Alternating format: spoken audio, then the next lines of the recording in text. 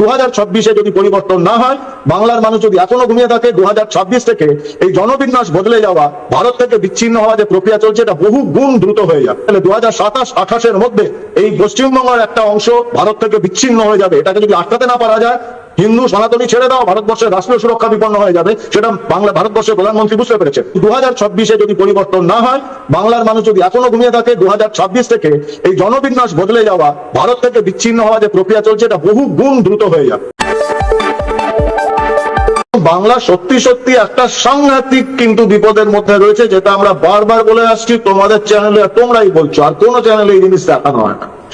তুমি একটা কথা যেটা বললে যে 2030-35, আমি আরেকটু আতঙ্কিত করে দিতে চাই। যা খবর আমাদের কাছে, 2026-এ যদি পরিবর্তন না হয়, বাংলার মানুষ যদি এখনো ঘুমিয়ে থাকে, 2026 থেকে এই জনবিন্যাস বদলে যাওয়া, ভারত থেকে বিচ্ছিন্ন হওয়া যে প্রক্রিয়া চলছে, এটা বহু গুণ দ্রুত হয়ে যাবে।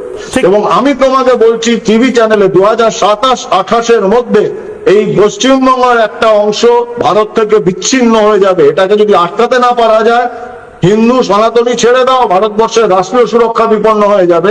সেটা ভারতবর্ষের প্রধানমন্ত্রী বুঝতে পেরেছেন। তাই কলকাতায় এসেছেন। সর্বোচ্চ প্রতিনিধি অজিত ডোভাল স্যার সঙ্গে রয়েছেন। ইন্টেলিজেন্সের কাছে ভয়াবহ সমস্ত রিপোর্ট রয়েছে। আমরা দেখেছি এসআইআর নিয়ে কি হয়েছে, আমরা ওয়াকফ বিল নিয়ে দেখেছি।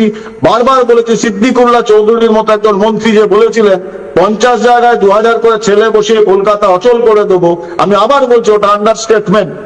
উনি এক এক জায়গায় 10,000 করে ছেলে বসাতে পারেন। যে কোনো দিন চাইলে কলকাতাকে উনি 5 লক্ষ জেহাদি দিয়ে ঘেঁজিয়ে দেবেন। এই অবস্থা হয়েছে বাংলা। এসআইআর করতে হবে যে কোনো মূল্যে। রাষ্ট্রীয় সুরক্ষা বিপন্ন হবেই হবে। পশ্চিমবঙ্গ আলাদা হয়ে যাবে ভারতবর্ষ থেকে, স্বাধীন পূর্ব পাকিস্তানের অংশ হবে।